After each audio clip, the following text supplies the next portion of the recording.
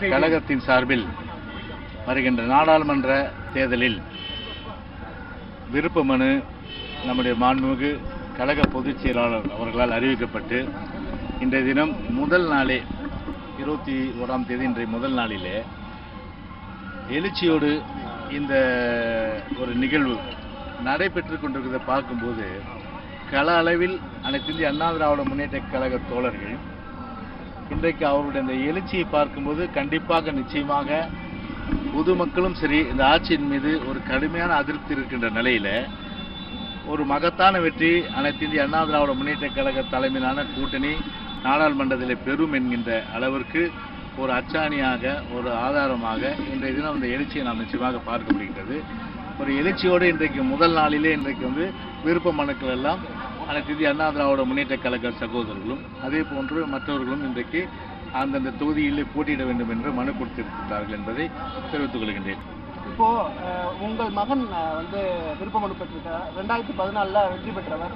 அதே நேரத்தில் மீண்டும் அவர் வாய்ப்பு கேட்டுக் கொண்டிருக்கிறார். இப்படி வாய்ப்புகளை உங்களை சார்ந்திருக்கக்கூடிய அரசியல் வாரிசுகளை தற்பொழுது திமுகவை அரசியல் வாரிசுன்னு சொல்லும்போது நம்மளுக்கும் அது பொருந்துமா? இல்ல இப்போ பொதுவாகவே திமுக ஒரு குடும்ப அரசியல். திமுக ஒரு குடும்ப அரசியல். அப்பா புள்ள பேரன் பொண்ணு பேரன் அந்த மாதிரி அந்த தலைமுறை வருது. இங்க அந்த மாதிரி யாரும் இல்லையே. இங்க யாருமே கிடையாது. இங்க கொடி பிடிக்கின்ற தொண்டன் கூட ஒரு கொடி கட்டிய காரிலும் அவருக்குரிய அந்த ஒரு பதவியை கொடுத்து அழகு பார்க்கின்ற இயக்கம் அது அனைத்து இந்திய அண்ணா திராவிட முன்னேற்ற கழக இயக்கம். எனவே இங்கே வாரிசு அரசியல் கிடையாது. உழைப்பவரே உயர்ந்தவர். அதுதான் புரட்சி தலைவருடைய தாரக மந்திரம். அந்த ஒரு வகையில் உழைப்பவர்களுக்கு கண்டிப்பாக அந்த உரிய அங்கீகாரம் இருக்கும். இப்போ நீங்க கேட்ட கேள்விங்க, அதை நான் கிளாரிஃபை பண்றேன். இப்போ ஃபார்ம் ஏபி அது பொதுச் செயலாளர் போடணும். அந்த பொதுச் செயலாளர் தன்னுடைய மகனுக்கு அந்த ஏபி ஃபார்மை போட்டு கையெழுத்து போட்டு கொடுத்தா அது வாரிசு அரசியல். இப்போ அந்த மாதிரி பொதுச் செயலாளர் யாருமே அவருக்கு சொந்தக்கார யாருமே கொடுக்கலையே. ஏபி ஃபார்ம் வாங்க சொன்னார் அவரு. இப்போ இவர் ஜெயவர்தன் எடுத்துங்க, இது வாரிசு அரசியல் வராது. இந்த கேட்டகரியே வாரிசு அரசியல் வராது. இது வாரிசு அரசியலே வராது. இவங்க ஏன் சொல்றேன்னா 2014 அம்மா தான் கையெழுத்து போட்டாங்க ஏ ஃபார்ம் பி ஃபார்ம்ல. அப்போ பொதுச் செயலாளர் அம்மா. அந்த வகையில் அம்மா கையெழுத்து போட்டதுனால இப்போ அவர் 2014 நின்னாரு. தொடர்ச்சியாக நல்லது பண்ணாரு. 2019 ஒரு சொற்ப சதவீதம் 8% தான் பெரிய அளவுக்கு. சென்னையிலே 8% தான் தென் சென்னையில் டிஃபரன்ஸே. அந்த அளவுக்கு தான் அவருடைய அந்த தோல்வி இருந்தது.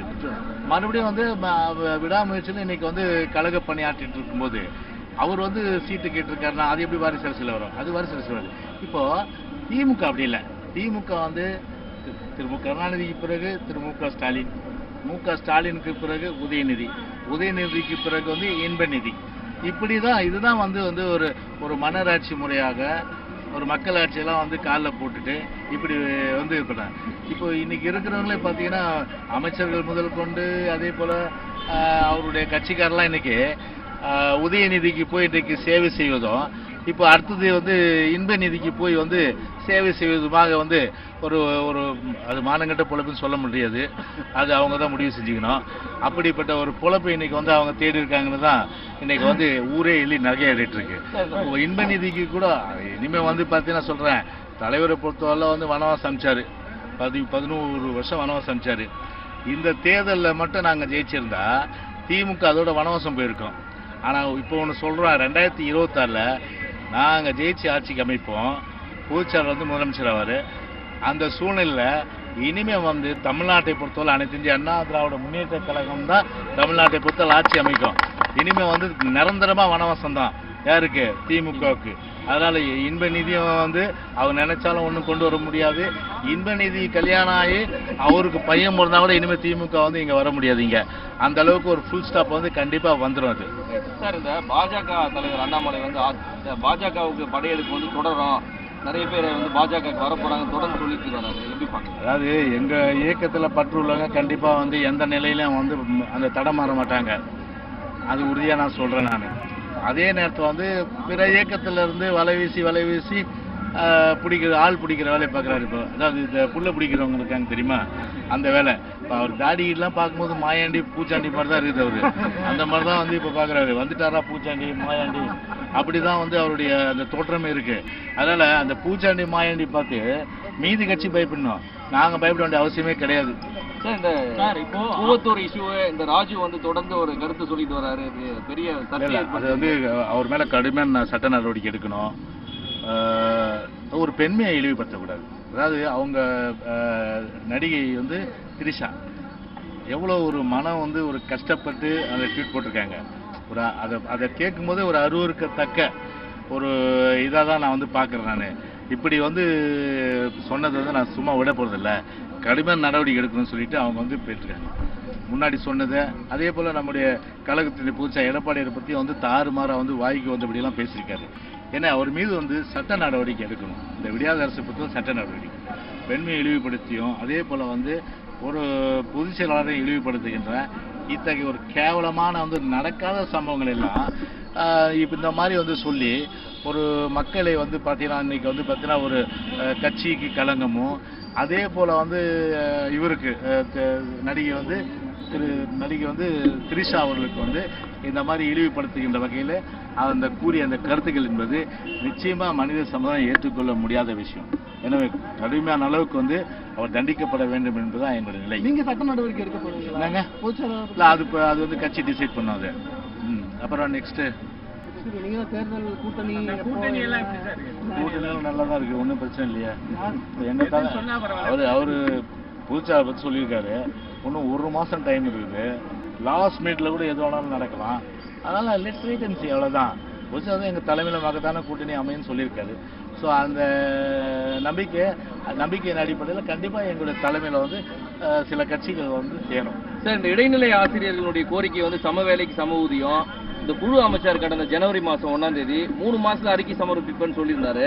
ஆனால் ஓராண்டு ஆச்சு இந்த குழு அமைக்கப்பட்டு, இன்னமும் திரும்ப அவங்க போராட்டி தான் இருக்காங்க. அதாவது சம வேலைக்கு சம ஊதியம் சொல்லிட்டு அந்த ஒரு கோரிக்கை மட்டும் இல்லை, இன்னைக்கு வந்து பல கோரிக்கைகள் ஆசிரியர்கள் அரசு சொல்லியிருக்கு. அதாவது வந்து ஓல்டு பென்ஷன் ஸ்கீமுக்கு நாங்கள் கொண்டு போகிறோம், கான்ட்ரிபியூட்டிவ் பென்ஷன் ஸ்கீமை அப்படின்னு சொல்லி அதை பண்ணலாத.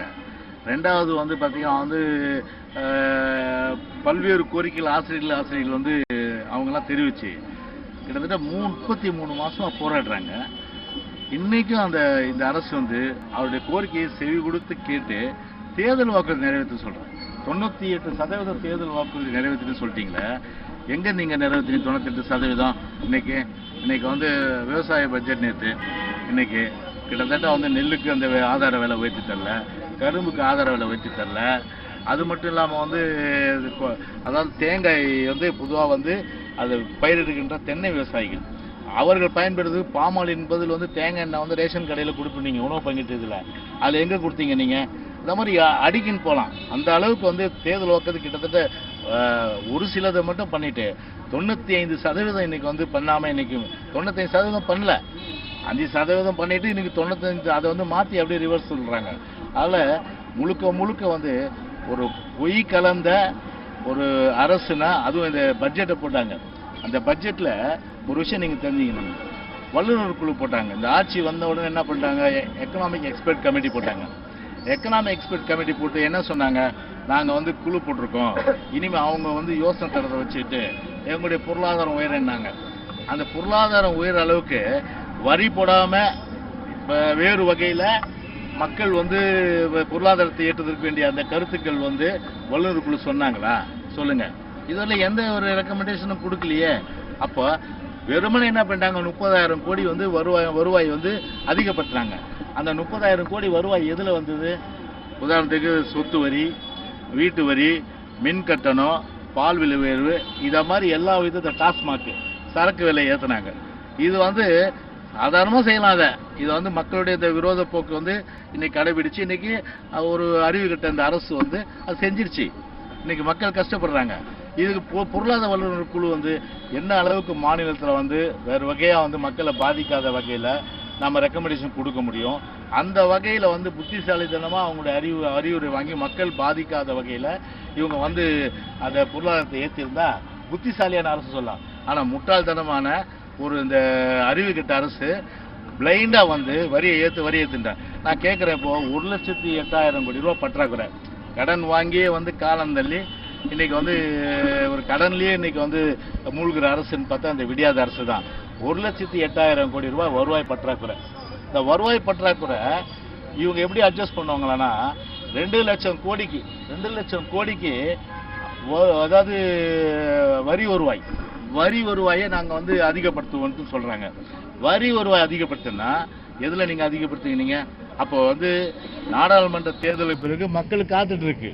பஸ் கட்டணத்தை ஏற்றுவாங்க, திருப்பி மின்சார கட்டணத்தை ஏற்றுவாங்க, திருப்பி பால் விலை ஏற்றுவாங்க, திருப்பி வந்து டாஸ்மாக் ஏற்றுவாங்க, திருப்பி எல்லா வகையிலையும் வந்து மக்களை வஞ்சிக்கின்ற வகையில் தான். அப்போ நீங்கள் சொல்லுங்கள், 2 லட்சம் கோடிக்கு வந்து எப்படி அதை சொல்லல, எப்படி நீங்கள் நிதி திரட்டுவீங்க? நீங்கள் மக்களை வந்து இந்த மாதிரி பார்த்தீங்கன்னா ஒரு முட்டாளாக்கி மக்களுக்கு ஒன்றுமே தெரியாது, நாம தான் புத்திசாலி நினச்சா உங்களை விட ஒரு முட்டாள் வந்து உலகத்திலே இருக்க முடியாது.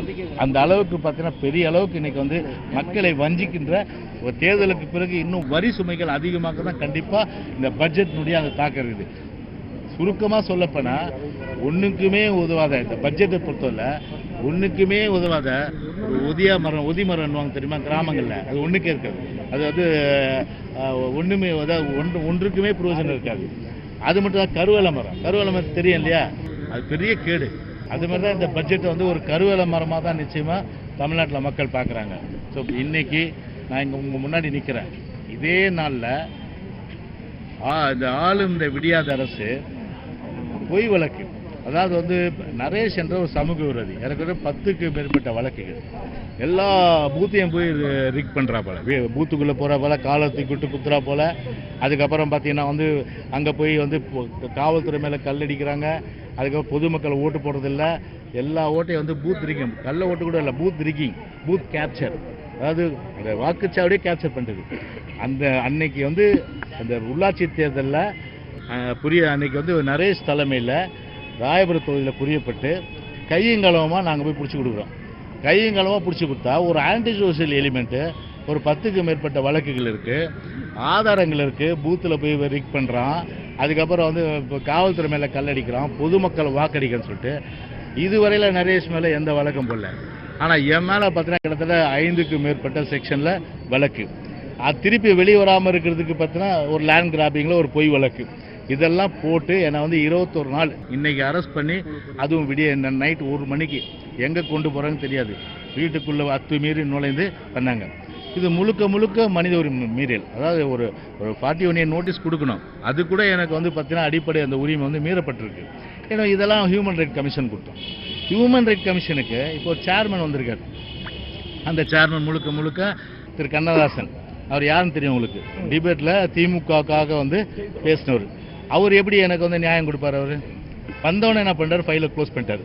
அதில் வந்து முகாந்திரம் இல்லைன்ட்டுன்னு விடுவேன் நானே எல்லாரையும் கூண்டில் ஏற்றுவேன்னு சொல்லிட்டு இந்த 9 பேர் சுந்தரவதனம் முதல் கொண்டு இன்னொரு டிசி, அதுக்கப்புறம் இன்ஸ்பெக்டர், அதுக்கப்புறம் சில கான்ஸ்டபிள் 9 பேரையும் மென்ஷன் பண்ணி ஹைகோர்ட்டில் பெட்டிஷன் ஃபைல் பண்ணி ஹைகோர்ட்டை வந்து நியாயமாக வந்து ஒரு டைரக்ஷன் கொடுத்துருக்கு.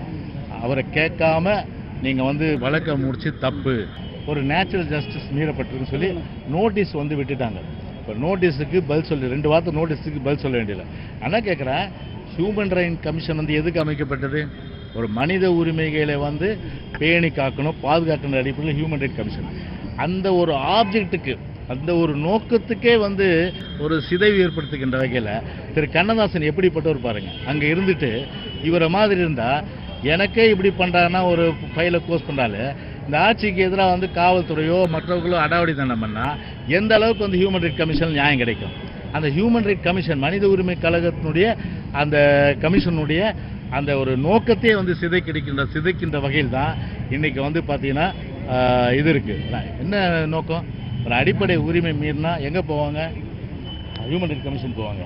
அந்த அடிப்படை உரிமை மீறினது ஹியூமன் ரைட் கமிஷன் போனால் ஹியூமன் ரைட் கமிஷனாக இருக்கிற சேர்மனே ஒரு அடிப்படை உரிமை, ஒரு நேச்சுரல் ஜஸ்டிஸ் மீறானா இது போய் எங்கே வேலையே பயிர மேயிற கதை, வேலையே பயிர மேயிற கதையாகத்தான் நிச்சயமாக பார்க்க முடியும். ஓகே.